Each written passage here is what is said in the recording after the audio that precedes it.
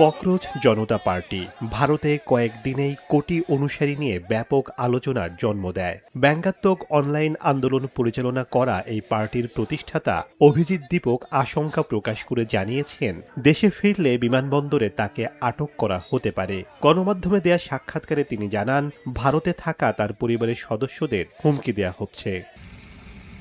বর্তমানে মার্কিন যুক্তরাষ্ট্রে অবস্থানরত এই তরুণ আরও জানান, নিজের এক্স প্রোফাইলে স্রেফ ক্ষোভ থেকে একটি রসাত্মক পোস্ট করেছিলেন, আর তাতেই যেন বারুদে আগুন জ্বলে ওঠে।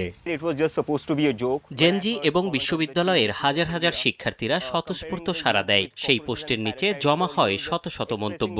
তরুণরা রসিকতা করেই দাবি তুলতে থাকে নিজেদের একটি আলাদা প্ল্যাটফর্ম কিংবা রাজনৈতিক দল গঠনের। মাত্র ২৪ ঘন্টায় এর অফিসিয়াল ওয়েবসাইটে সাইন আপ করে ৫০,০০০-এরও বেশি মানুষ।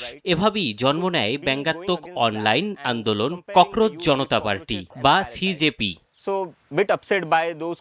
লাইভ বয় কিনে কল দাও টোল ফ্রি নম্বরে আর এক নিঃশ্বাসে গোল বলে জিতে নাও ফিফা বিশ্বকাপ ২০২৬-এর এক্সক্লুসিভ পুরস্কার। বর্তমানে ইনস্টাগ্রামে সিজেপির ফলোয়ার সংখ্যা দাঁড়িয়েছে প্রায় ২২.৫ মিলিয়নে, আর ওয়েবসাইটে নিবন্ধিত সদস্য সংখ্যা ছাড়িয়েছে ১০ লাখের গণ্ডি, যা ভারতের মূলধারার অনেক বড় বড় রাজনৈতিক দলের সোশ্যাল মিডিয়া শক্তিকেও পেছনে ফেলে দিয়েছে।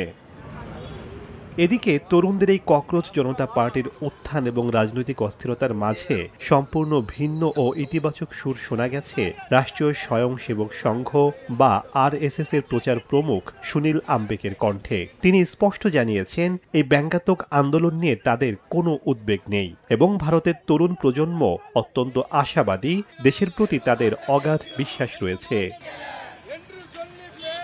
শেখ সাদি মারজান, সময় সংবাদ।